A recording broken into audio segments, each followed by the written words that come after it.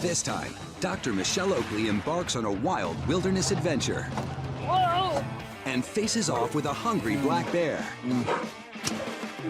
I've never seen a bear move that fast. An ungulate emergency There we go. Oh. forces a difficult decision. Whoa. Come here. No. Go grab the oxygen and the IV bag. And a remote Alaskan paradise It's definitely a place that could use veterinary services. hosts a head-scratching mystery. Oh my goodness.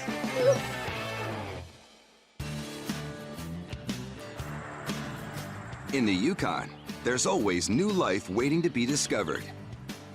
Oh, hi, pigs. Hi. Hey, Mama. Suey. And Dr. Oakley, Sierra, and vet tech Lindsay are off to Fox Ridge Farm, where owner Colin Remillard and his wife Kathy have a special assignment waiting for them in the pig pen.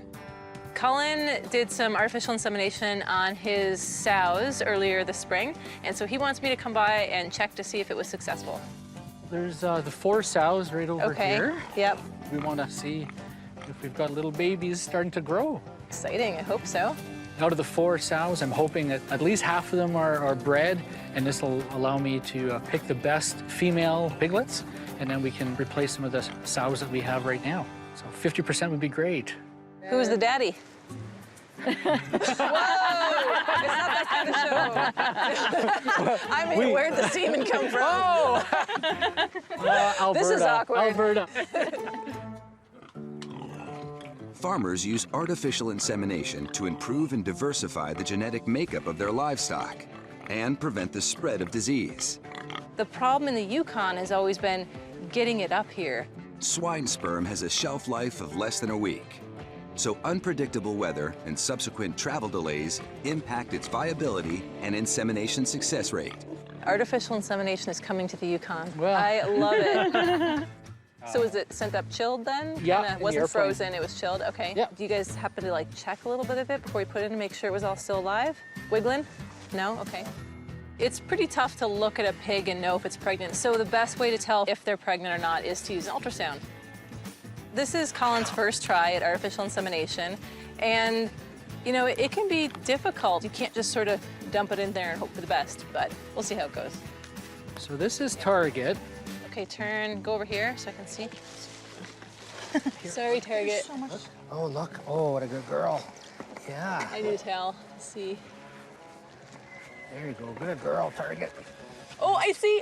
Really? I see baby pigs. Okay, Beretta. go ahead, over top of me. As I'm down there on the flank of the first one, pretty excited about the success. A second one walks up next to me.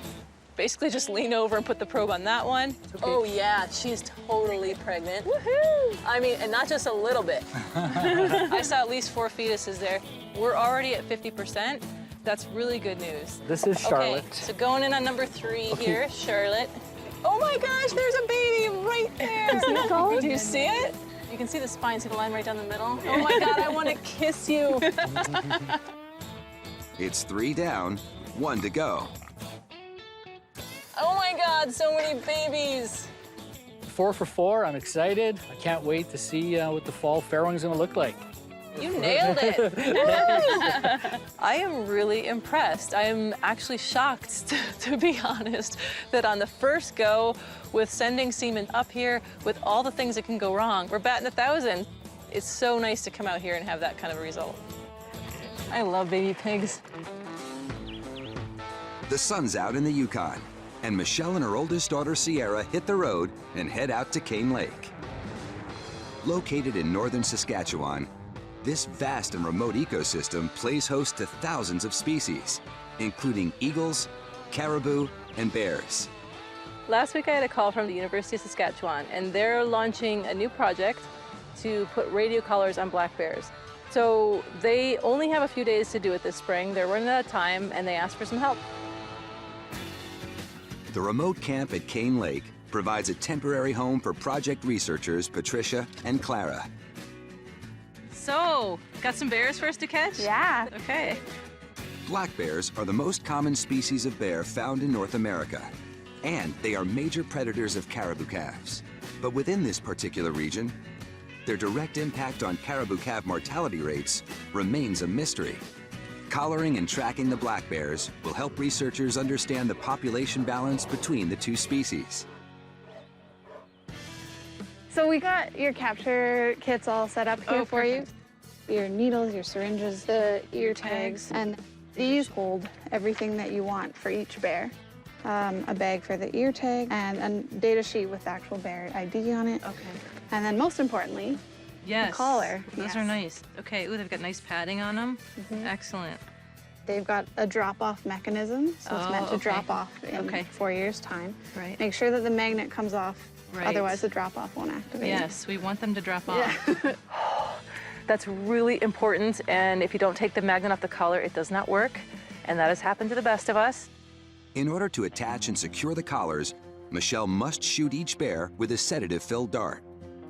Once the animal's down, you have probably a good 45 minutes to maybe a little bit more than that in terms of how long they're going to stay down. So it's always about managing time, both for their safety and our safety. And for safety, she'll be headquartered in an unusual location. So my understanding is we're going to go out to a tree stand, right? Yes. And that's where you've been having the best luck, where they come into the bait at a tree stand? Yes. Okay. I've definitely never darted a bear from a tree stand, so that's going to be a really neat part of this project for me. Now we have our collars and everything, so we'll just load up some darts then and follow you guys out. Good luck. Happy bear collaring. Patricia and Clara are going to take Sierra and I out to the site, and they're going to take off once we find the site, and they're going to go set up at another spot and dart other bears. I'll go up in the tree stand. Sierra will stay back with some of the gear and a radio. Once I get a dart and a bear, it goes down. I'll immediately radio Sierra to bring the gear in. And Sierra will be basically running the data sheet, so she'll be checking off what has to be done. And that data sheet, that's where you actually get something out of this work. You know, we don't want to impose on this animal and not take the most information out of it that we need for the conservation of bears and for this ecosystem. So it's really important. Okay, I'm gonna go. Do you want a dart gun? I need the dart gun, yeah. Okay. Sassy little friend. Sassy is my dart gun, and she hasn't got out a lot lately. And so she's, excited to join us on this project. Let's talk safety, because this is a bit of a situation, right? Unlike grizzly bears, black bears are not naturally aggressive towards humans. However, if they feel threatened, their behavior can become unpredictable, especially in cases of hungry males. I dart a bear, and I call you to come in. There's a drug bear wandering around, so just really watch where you're coming. You can't just go charging in trying to look for a bear that's not yet anesthetized. They're very dangerous if they feel like they're threatened.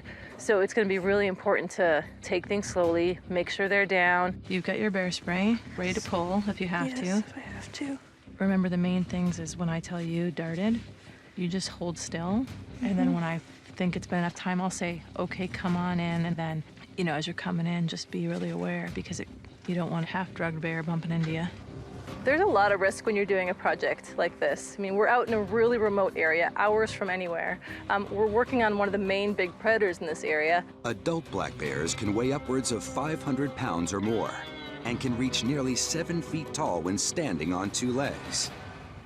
I think you should walk in there with me and see it, and then walk back out so you know what the trail is. Sierra's my partner, but still I'm her mom. And when she's here, I'm also really conflicted about, I have to be watching out for her, and I'm trying to focus on what I'm doing and also make sure that she's okay. Okay, there's the stand. This is a really big deal, collaring bears with my mom. She's putting a lot of trust in me right now, so I really want to make sure that everything goes smoothly and I do my job right. With everyone in position, the waiting game begins. I'm ready. It's gonna be awesome. With a sense of smell 7 times that of a bloodhound, a black bear can pick up a scent from over a mile away. To lure these omnivores Michelle's way, a bait barrel filled with raw meat, oats, apples, and honey is positioned within clear range of the tree stand. There's human scent in this area, but we're hoping the smell of the bait kind of overwhelms that instinct to be wary, and they just get into that bait and sort of forget about the smell. Black bears also have remarkably acute hearing. It's about twice as sensitive as humans and covers a large frequency range as well. They can often hear humans before humans can see them. Gotta be really careful about moving anything, like even just the rustle of your clothing, any kind of noise or quick movement, and that could set them off and they'll be gone. Now we practice our mannequin challenge.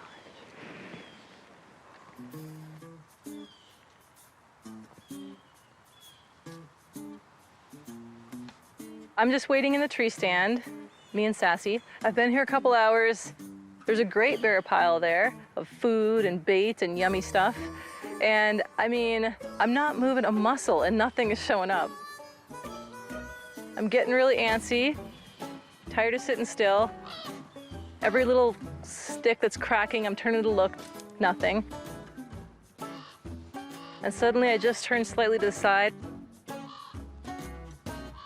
and a bear appears.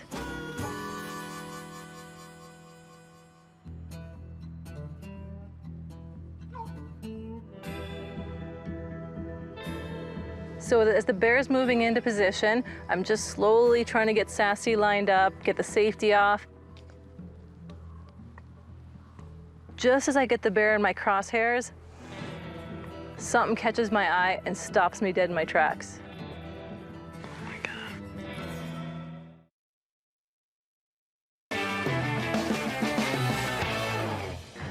After hours of sitting high among the trees, Dr. Oakley finally spots what she's been waiting for. Suddenly, the bear appears. As I'm waiting for it to move into position, I'm getting my gun ready.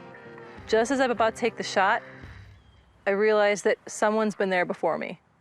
He already has a collar on. So I can't dart this guy. There's no point. He's got a collar.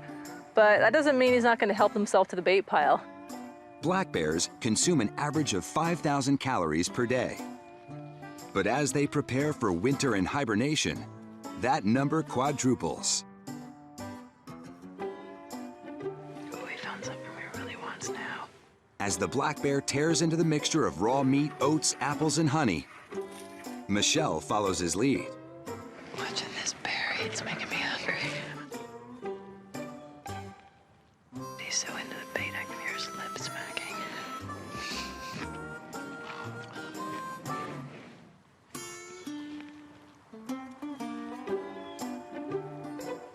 After enjoying his all-you-can-eat feast, the bear leaves with a full stomach. Back to waiting for a bear with no collar. But another hour comes and goes, and with no bear in sight, Dr. Oakley must retreat. It's starting to get dark. It would be too dark to dart a bear, even if it did show up. So best bet is to get out of here now and come back early in the morning. Sorry, Sassy. Try again tomorrow.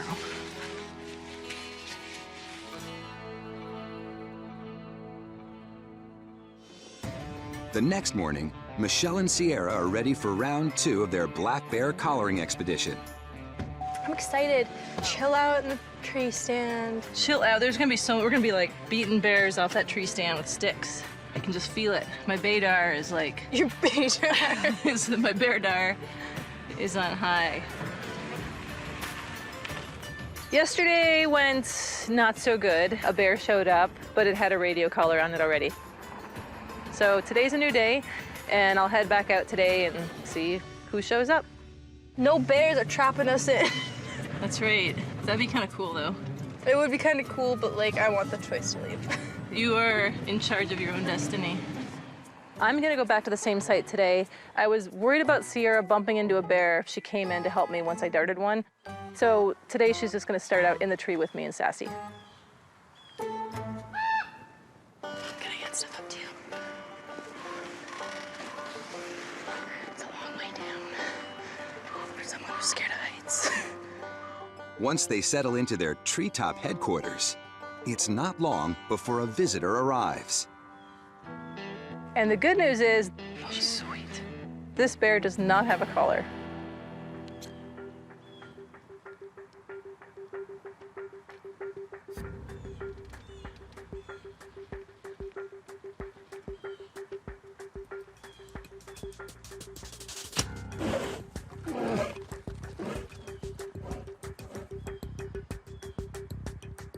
That's gonna be a chase.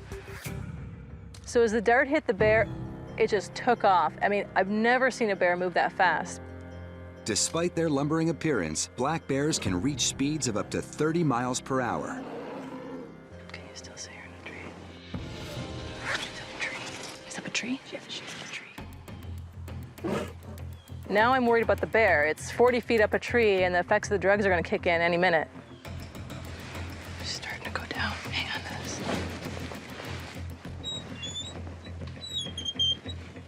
She's completely limp in the tree right now.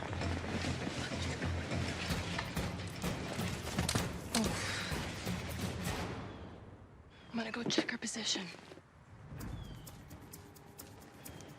Hey, bear. Hey, hey.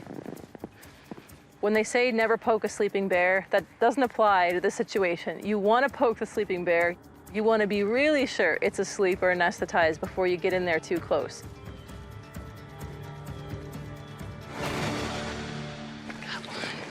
So now that I'm sure he's asleep, I want to get in there and give him a really good physical exam God, I hope nothing broke. and make sure he wasn't injured in the fall.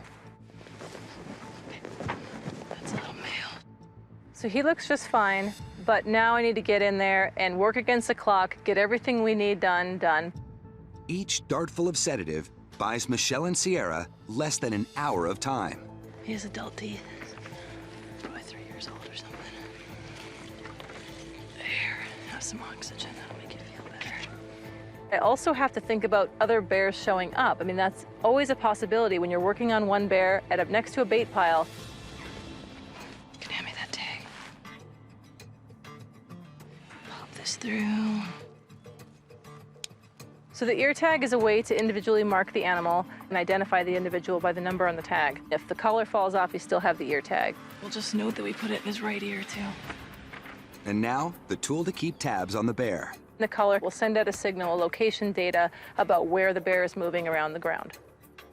It's really important when you put on the collar that it's not too tight and not too loose, that it's just right. Right about there. You have to basically go by feel and consider the age and the size of the animal and if it's going to grow in the next year. Oh, we need to take off that magnet. Oh, God. Yeah. You rock the day. You rock the day. Fortunately, Sierra reminds me to remove the magnet. You don't take off the magnet and the collar won't work. It won't send any signals, it won't collect any data at all, and it was all for nothing. There's the magnet. Once it's activated, the collar is designed to work for up to 4 years before it drops off. So part of the study is learning a bit about the individual bear as well. So we're going to be doing some measurements. There you go. Just to his tail? Yep. From the base. And then measure where you can bend it. And his head circumference all the way around that big old noodle. 49.7. What darts in must dart out.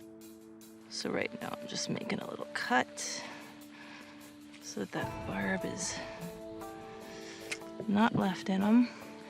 Now I'm gonna flush it out with some saline. Get it out of there. I'm gonna put a little bit of antibiotic cream in there as well. And he won't even know that was there by tomorrow. Blood samples contain the bear's DNA There we go. and may be used for genetic and research testing. Okay. You can put this into the 2 tubes.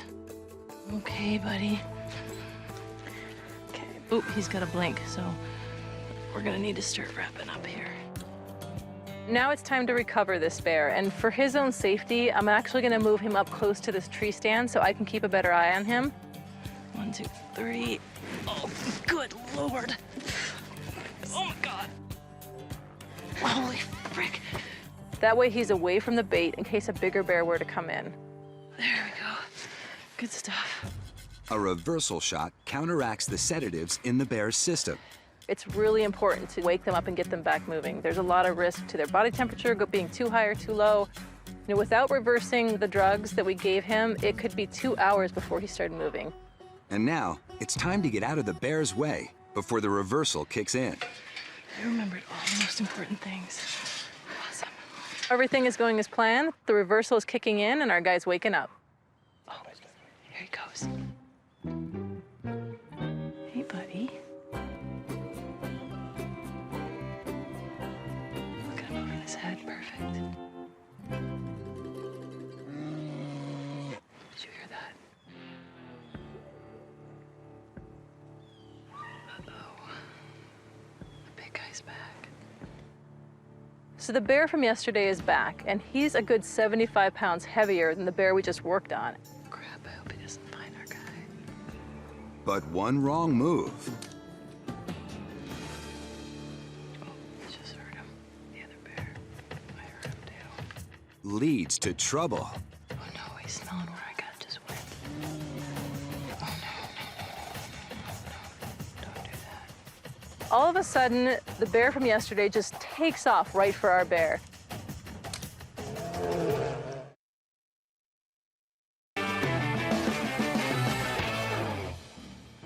A familiar and dangerous face has just reappeared. The big guy's back. And it means bad news for the bear Michelle and Sierra just collared. With sedative drugs still in his system, he is in no shape to defend himself. Oh, he's going up the tree. The other one's chasing him. So the big bear has chased our little bear up a tree, and it sounds horrible. There's growling. Our guy is fortunately a ways ahead of him, but so far the big bear is holding his ground. He's going up the tree after him. Is he? You know, I'm worried about the little bear up the tree. It's pretty tough to do anything. I mean, if we start making noise and trying to scare him, he can come up our tree. But luckily, our big bear just gets up a little ways, then backs down and goes back to the food.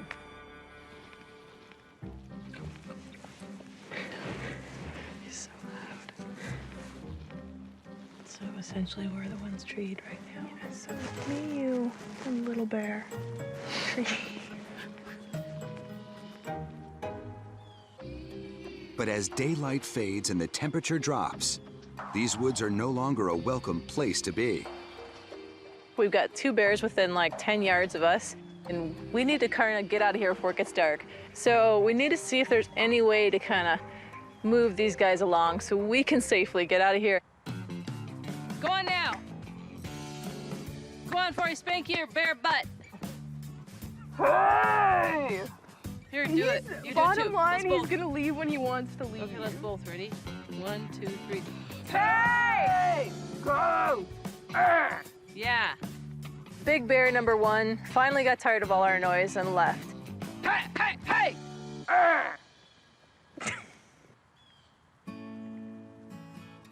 So before we leave, I just want to make sure that our little bear up the tree is still doing okay.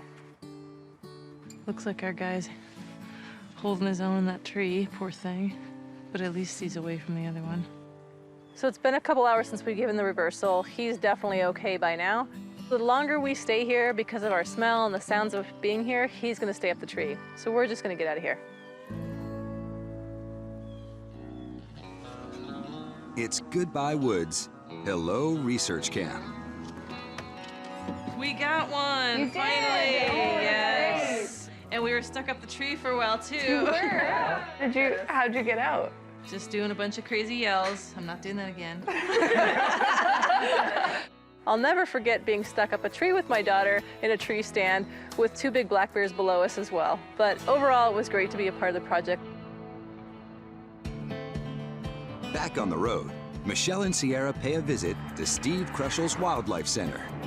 We're gonna look at the little reindeer calf. I guess it had some issues with his teeth or something. Emily, a 1-month-old baby reindeer, was injured after another reindeer stomped her in the mouth. Unable to nurse naturally, she struggles to bottle feed too. This animal to me is like a family member. I want to believe that when Michelle lays her eyes on this little calf, that she's going to assure me that it's got a good chance of survival and she can help me. How many teeth are missing? Can you? 2 Okay. is what I could count. See, and it's coughing. Oh, yeah. So when I first see the reindeer calf, I'm immediately concerned. She's a month old and she's tiny. Like, she looks smaller than most newborn reindeer. Come on, little buddy. Oh, sweetie. Those teeth look a little rough, don't they? You don't want me to look. Just suck my finger. Steve, I might get you to come and just help hold her. Yeah. And then she can suck your finger. So, Sierra, if you can just hold her head steady. Yeah. There we go, there we go. See? Oh. Do you see that? Do you see that pus there? Yeah, yeah. As I peel back her lip and have a look, I can see some teeth that are kind of barely hanging in there. and a really bad odor and a lot of greenish toothpaste-looking pus. Oh, there's lots of pus coming there. Do you see that's all pus right there? Yeah. There's no mistaking when you have dental infections. It's a smell that will stick with you literally all day, and you can smell it come from this poor little reindeer. Okay, love, I know. So she's got an infection in the mandible there. Yeah. There might have been maybe a fracture of that jaw. It's better than it was. Well, I'm glad it's looking better, but it's still quite a good-sized infection. With any damage to the mouth, especially this extensive, you have to wonder if she's latching on properly. And if she's not latching on properly, she could easily inhale milk as she's trying to nurse. Reindeer calves supplement their mother's milk with vegetation. With her injured mouth, Emily lacks the crucial nutrition she needs to thrive. We've got a couple things we're dealing with here. We can let her go. That she's still, oh, love. Whoa. Come here. Come back. Hey, Oh, come back. what the heck? Go grab the oxygen and the IV bag.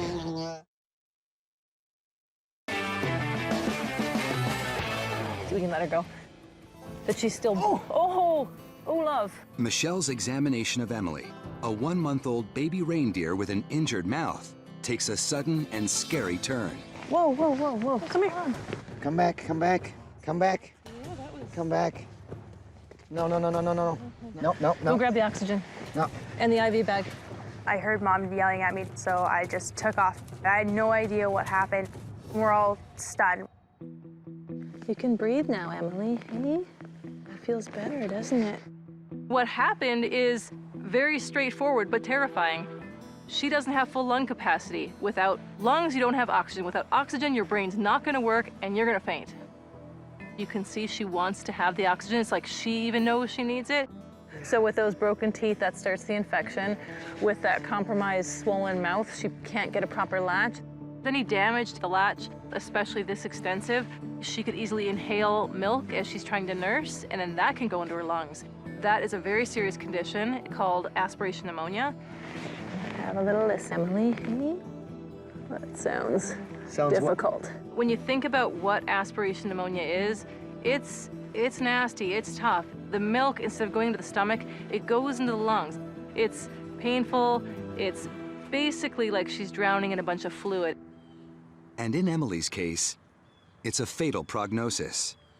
If you saw her lungs right now, you know how instead of them a nice light pink color, they would be dark red and purple in the front lower lobes and then, lighten up as you go. So that dark collapsed area, Steve, is just not working. And it's also causing an infection that her little body is having to fight with very little reserves. Steve does not want to hear that this is such a serious condition. He's wanting me to tell him it's going to be okay, and as much as I'd like to do that, I can't. Aspiration pneumonia is tough for an adult, healthy animal to survive. But when they're this tiny and they're already not doing well, they don't have a lot of anything to be able to fight off the pneumonia. We're going to give you everything we can to help you do the best for her, okay? Yeah. It's so hard as a veterinarian to be in that spot because, we're all in this because we love animals. We want to help improve their lives, and you can't always do that. Not everything lives. Animals are going to die, and we can't just, let them go down the tubes with no help. Anti-inflammatory medication offers Emily relief from her pain. And Michelle ensures that Steve has enough to keep the reindeer as comfortable as possible. So I've got them all drawn up into each dose, okay? What we can do is give her the best we can do, but when it comes to a point of Emily suffering, I know Steve will want to do the same as me and end that suffering. Then after that, you and I are going to talk about how she's doing, okay? Okay. On one hand, I'm glad that Sierra comes with me and sees this stuff because that's the nature of the beast, And she's considering this career, but it doesn't always go the right way. And, she needs to see that too and be sure her heart can take it. There are a lot of veterinarians, but Michelle's the best because she's worked with caribou and reindeer. She's way in a different league, all of her own. Do you have 5 more minutes? Yeah, for sure. Okay, this is Aquila. Aquila. I just want you to put your eyes on her. Aquila the bee, okay. Yeah. Right down here, I'll let her out. Right. You know, Steve could tell I'm sad. He's trying to be positive. It's, you know, a somber mood. He went and got the porcupine. He wanted me to do a quick exam on the porcupine, but, you know, it's just more to cheer me up. Just go right over here and make this sound. Okay, just keep making sounds. You too. That's it. Shedding its winter coat. I want to pet you. Porcupines are my favorite animals. That definitely cheered me up. It cheered my mom up too, which was nice. Oh God, it's gonna run away. Fortunately, they don't go very fast. Oh God! Nice grab. Look at that. Watch yourself. Do you want me to get her? Yeah. Oh. It's okay. It's okay. We're getting your cage open. Oh God! Oh, did she get you? No. Okay. The porcupine's very friendly, very happy to see us, and you know, it worked for now. It definitely works.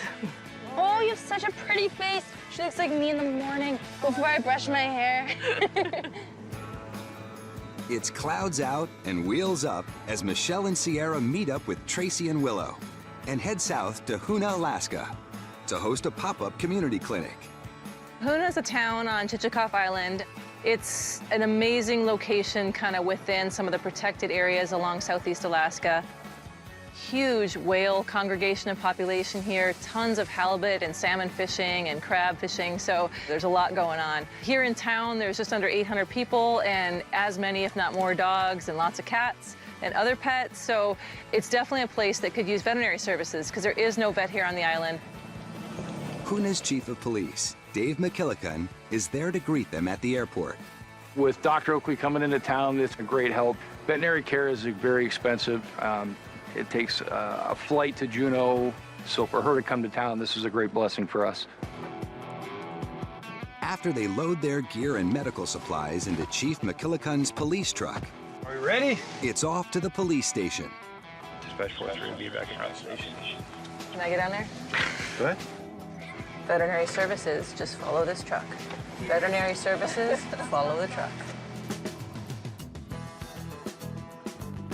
As soon as they arrive, Michelle and her team transform the evidence room into a temporary exam room.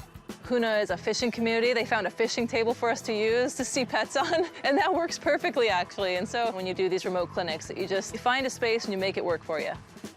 And hit the ground running. Hey, baby. It's a jam-packed morning of vaccine shots. Pinch. Okay, Penelope, a little pinch. Oop, what was that? Sorry about this, Elvis. Oh my goodness. There you go. Pinch. I don't know what it is about him, but he eats people by his bum. Until an emergency hits the parking lot. Hi there. Hi, I'm Dr. Oakley. Hi. How can I help you here? Do you want to go around on the other sure. side? Oh, little dachshund. So he got both legs caught in a trap, I heard? We were visiting my friend, and my dachshund, Kelly, she likes to look for birds and squirrels. And so when she didn't come back, we thought she was in the woods hunting. When my friend Kathy went to find her, she was caught in a trap. And I knew that Dr. Oakley was in town, so we rushed her here as fast as we could go. And with no regular or emergency vet clinic here in Hoonah, Michelle is Kelly's only hope.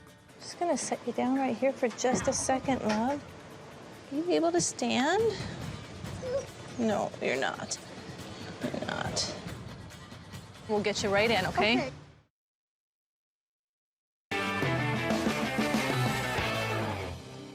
Michelle has an emergency on her hands with Kelly, an 8.5-year-old dachshund that was found caught in a hunting trap.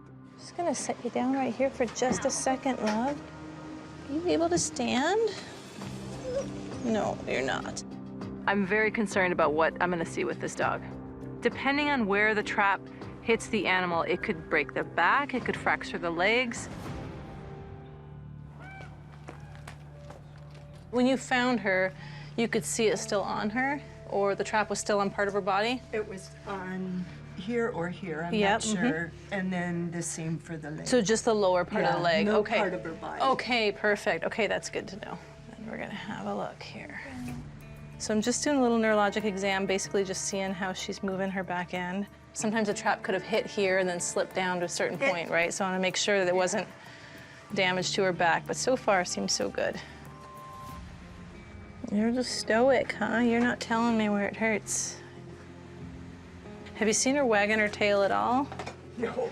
No, of course we've not. been holding her. Yeah, of course not. And I don't think she's real happy. Just a little bit of swelling there. Okay, misses. One leg down, one to go. A lot of soft tissue swelling for sure. You know, kind of the crush of the muscle there. Oh. And there's a little bit of a cut there too. Okay, so I'm gonna try one more time to get her move around a little bit. Just see what we can see. Let's bring you out here. Really just finding like a sore lower left foot. And of course she's got like a very mild laceration and swelling on her front left foot. But as you can see, everything's working. Oh, good girl, Kelly. Considering how bad this could have been, Kelly dodged a major bullet on this one because that could have easily broken its back or broken its legs. So basically, Kelly's gonna be really sore, but we're gonna pull up and give her something for pain right now, okay? It's just gonna be keeping her comfortable. Michelle sends the sore but lucky dog home with pain medication. Dr. Oakley gave her a very good examination. We're thankful for that and thankful that Dr. Oakley was here. As the day goes on, the number of patients Hi, Sugar. Oh my God, you're beautiful. and procedures There we go. keeps growing. Many of the dogs in Hoona are here to be neutered. Whoa, those are very sizable. Some of the smallest dogs have like the largest set. It's kind of impressive. But for every tail that goes out the door, Thanks for coming. Come here, cowboy. Oh, got it. Hi, baby. another comes in. Hi, how's it going? Hi, Sig. Whoa, he's beautiful. Oh my goodness. Could we put him up on the table? Okay. All right. Hi, Sig. I know, you're on the table. Gosh, he is gorgeous. He looks like a bodybuilder. My name is Jeff Scaffelsted. My dog Sig is here. He just turned 8 this month. He's a Canis Panther. He's 1/4 Doberman, 1/4 Lab, 1/4 Pit Bull, and 1/4 Great Dane. Sig has substantial swelling around his anus, and a concerned Jeff wants Michelle to take a look. He's not neutered, is that correct? He's not. And how long has this been going on with the swelling I'd at the say back end? probably 3 or 4 months. 3 or 4 months. Is he able to defecate okay? Like, Yeah. he has no trouble going to the bathroom at all? No, okay. Okay, so I'm gonna start at the front actually and just kind of check them all out and work my way back there. Obviously, I know there's an issue at the back end, but I don't want to miss anything. So the first thing I'm gonna do is give Sig an exam head to toe. How are ya? Just have a listen to your heart. That doesn't hurt. I can hear extra kind of swoosh noise of the blood as the heart's pumping. Okay, he's got a mild heart murmur. Have you ever been told that? Just a really mild one, but I can hear it especially on the left side. A heart murmur signals there's a disturbance in the blood flow within the heart. So instead of the heart just pumping the blood forward, some is swooshing back into the heart. Some dogs are born with heart murmurs, and they can definitely also develop them from other conditions. I mean, the bottom line is that even with a mild murmur like Sig's, it's important to keep an eye on it. Okay, so if you can help him stand up, actually, and keep a hand under his belly. But Sig's rectal exam reveals a more immediate threat. Okay, so let me have a look here. It's quite fluidy. I actually feel a couple little masses here, like little tumors.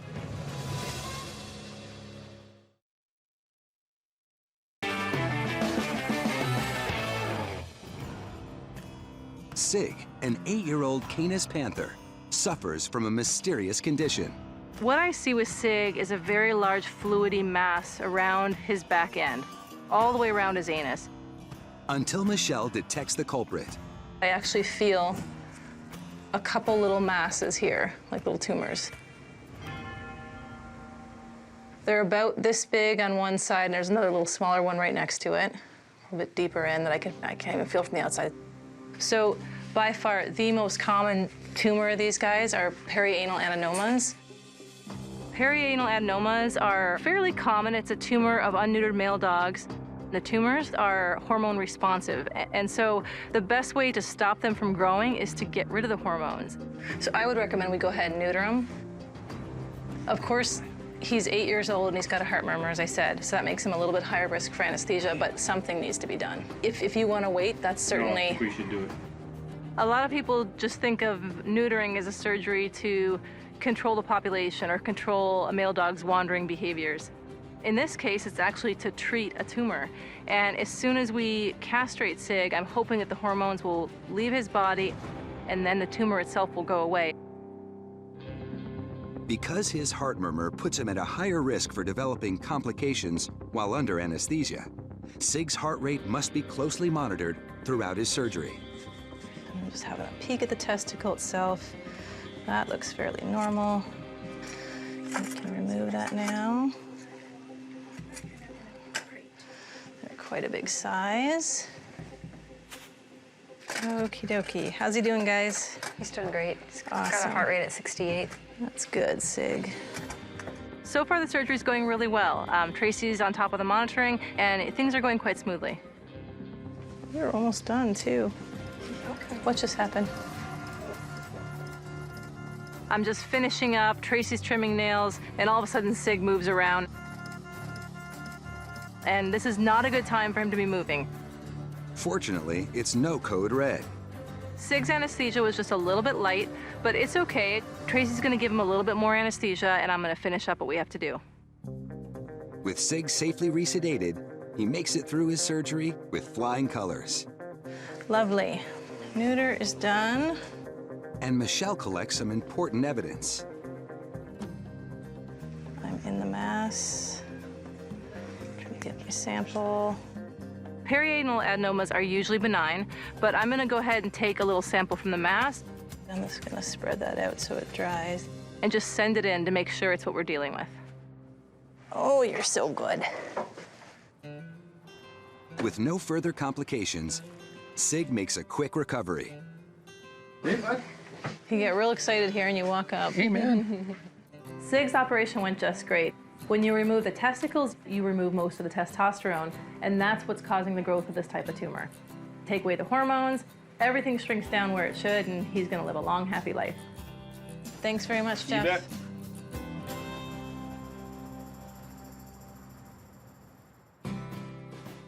As the long day comes to an end, there's one more adorable face waiting for Michelle and her team at the finish line. 907. Jack, you're here! Before we wrap up our clinic here in Hoonah, Chief McKillican wants us to have a look at his canine partner, Officer Jack. Hi! He's an awesome police dog, and he's gonna get a thorough physical, head to toe. How is the toughest police dog in town, huh? How is the toughest dog in town? He's in great shape. How old is he again? He'll be 6 in July. 6, okay, good. Just feeling your squishy bits, Jack, and that all feels normal.